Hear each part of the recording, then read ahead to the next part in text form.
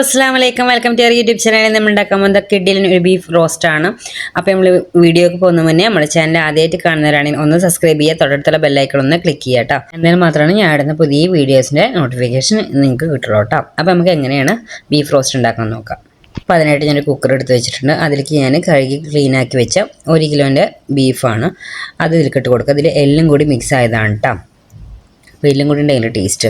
അപ്പോൾ അതിട്ട് കൊടുത്തതിന് ശേഷം ഒരു 1/4 ടീസ്പൂൺ മഞ്ഞൾപ്പൊടി ഇട്ട് കൊടുക്കുന്നുണ്ട്. 1 ടേബിൾ സ്പൂണോളം മുളക് പൊടി ഇട്ട് കൊടുത്തിട്ടുണ്ട്. ഇനി നമുക്ക് വേണ്ടത് ഒരു 3 ടേബിൾ സ്പൂൺ മല്ലിപ്പൊടിയാണ്. അത് ഇട്ട് കൊടുക്കുക. മുളകൊക്കെ നമ്മുടെ മുളക് പൊടിയുടെ എരി നോക്കിയിട്ട് വേണ്ടിയിട്ട് ഇട്ട് കൊടുക്കാൻ. അതിനുശേഷം ഒരു 1/2 ടീസ്പൂണോളം കുരുമുളക് പൊടിയാണ് ഇട്ട് കൊടുത്തത് കേട്ടോ.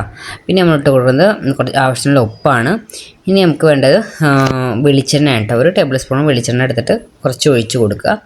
അതിന് ശേഷം കുറച്ച് കറിവേപ്പില ഇട്ട് കൊടുക്കുക കേട്ടോ. കറിവേപ്പില ഇട്ട് കൊടുത്തതിന് ശേഷം നമുക്ക് കൈ വെച്ചിട്ട് നന്നായിട്ട് മിക്സ് ചെയ്ത് കൊടുക്കുക കേട്ടോ. കൈ വെച്ചിട്ട് തന്നെ മിക്സ് ചെയ്യുക. ചില ഫുഡ് ഐറ്റംസ് നമ്മൾ കൈ വെച്ചിട്ട് തന്നെ മിക്സ് ചെയ്യണം, അപ്പോഴാണ് അതിൻ്റെ ടേസ്റ്റ് ഉണ്ടാവുക കേട്ടോ. സ്പൂൺ തിളയ്ക്കാനൊന്നും ആ ടേസ്റ്റ് കിട്ടില്ല. ഇനി ഇഞ്ചി വെളുത്തുള്ളി പേസ്റ്റാണ് ഇട്ട് കൊടുത്തത് കേട്ടോ. അത് മിക്സ് ചെയ്യാൻ മുന്നേ ഇട്ട് കൊടുക്കുക. ഞാൻ കുറച്ച് ലേറ്റായെന്ന് മാത്രം. അത് ഇട്ട് കൊടുത്തിട്ട് നന്നായിട്ട് തന്നെ ഈ മസാലയൊക്കെ ബീഫിൻ്റെ എല്ലായിടത്തും എത്തുന്ന രീതിയിൽ ഞാൻ കൈ വെച്ച് നന്നായിട്ട് മിക്സ് ചെയ്ത് കൊടുക്കുക കേട്ടോ. ഞാനിപ്പോൾ നന്നായിട്ട് ബീഫ് മിക്സ് ചെയ്ത് വെച്ചത് മസാല മിക്സ് ചെയ്ത് വെച്ചിരിക്കുകയാണ് കേട്ടോ.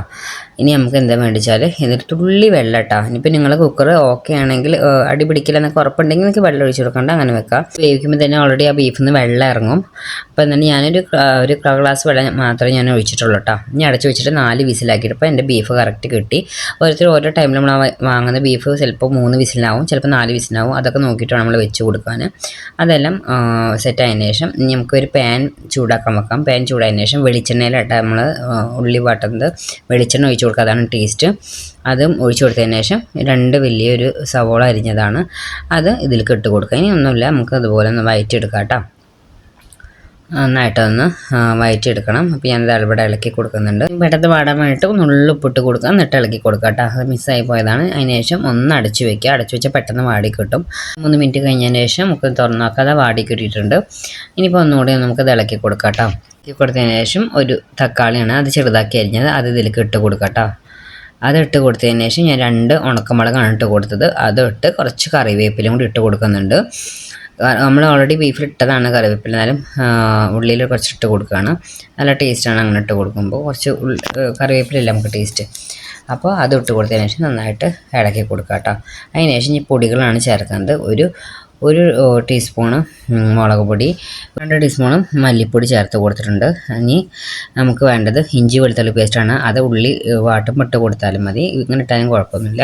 നമുക്ക് വേണ്ടത് 1 ടീസ്പൂൺ കുരുമുളക് പൊടി ഇട്ടിട്ടും ഇതുപോലെ നന്നായിട്ട് ഇളക്കി കൊടുക്കട്ടെ. ഇനി അതിൻ്റെ ആ പൊടികളുടെയും എല്ലാം പച്ചമണം മാറുന്ന വരെ ഇളക്കി കൊടുക്കും. പച്ചമണം മാറാതൊക്കെ ഇട്ടിട്ടുണ്ടെങ്കിൽ അതിൻ്റെ ടേസ്റ്റ് വേറൊരു ടേസ്റ്റ് ആയിരിക്കും. അപ്പോൾ നന്നായിട്ട് തന്നെ നന്നായിട്ട് മിക്സ് ചെയ്ത് കൊടുക്കുക.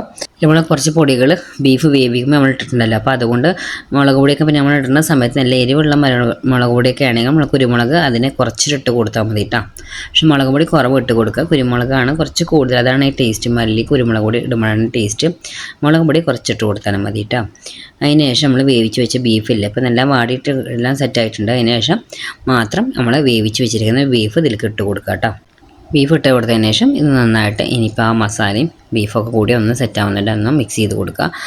ഒന്ന് മിക്സ് ചെയ്ത് കൊടുത്തതിന് ശേഷം നമുക്ക് ഒരു 2-3 മിനിറ്റോളം അടച്ച് വെച്ചിട്ട് നമുക്കൊന്ന് ഇതാക്കിയെടുക്കാം കേട്ടോ. 2-3 മിനിറ്റ് ഒന്ന് അടച്ച് വെച്ചാൽ മതി. അപ്പോൾ ഒന്ന് ജസ്റ്റ് ഒന്നത് സെറ്റായിട്ട് വരും. ഒന്ന് തുറന്ന് നോക്കുക. അപ്പോൾ അതൊന്ന് ആ മസാലയും ബീഫൊക്കെ കൂടി ഒന്ന് സെറ്റായിട്ടുണ്ട്. ഒന്ന് ഇളക്കി കൊടുക്കുക കേട്ടോ. ഇളക്കി കൊടുത്തതിന് ശേഷം കുറച്ച് കറിവേപ്പില ഞാൻ ഇട്ട് കൊടുക്കുന്നുണ്ട്. അതിന് ശേഷം ഒരു 1/2 ടീസ്പൂണോളം പെരിഞ്ജീരകപ്പൊടി ഇട്ട് കൊടുത്ത് ഒരു 1/4 ടീസ്പൂൺ ഗരം മസാല ഇട്ട് കൊടുത്തിട്ടാ. എന്നിട്ട് ഒന്നുകൂടി നന്നായിട്ട് മിക്സ് ചെയ്ത് കൊടുക്കുക കേട്ടോ.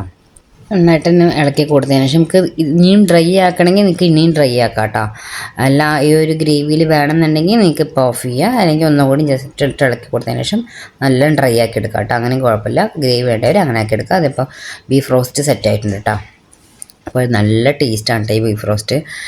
എല്ലാ അപ്പത്തിൻ്റെ കൂടെയാണെങ്കിലും ചോറിൻ്റെ കൂടെ ആണെങ്കിലും എല്ലാ ഡിഷിൻ്റെ കൂടെ നമുക്കത് കഴിക്കാൻ പറ്റുന്ന ഒരു ബീഫ് റോസ്റ്റാണ്. ബീഫ് പിന്നെ എല്ലാത്തിൻ്റെ കൂടെ കഴിക്കാമല്ലോ. അപ്പോൾ കിടിലൻ ടേസ്റ്റാണ്, ഉണ്ടാക്കാനും ഈസിയാണ്. അപ്പോൾ എല്ലാവരും ഒന്ന് ട്രൈ ചെയ്ത് നോക്കാം. നല്ല എനിക്ക് ഡ്രൈ ആക്കണമെങ്കിൽ എനിക്ക് ഇനിയും ഡ്രൈ ആക്കാം കേട്ടോ. ഞാൻ ഈ ഗ്രേവിയിൽ എടുത്തത് മാത്രം. എല്ലാവരും ഇതുപോലെ ഒന്ന് ഉണ്ടാക്കി നോക്കാം കേട്ടോ. കിടിലൻ ടേസ്റ്റാണ്.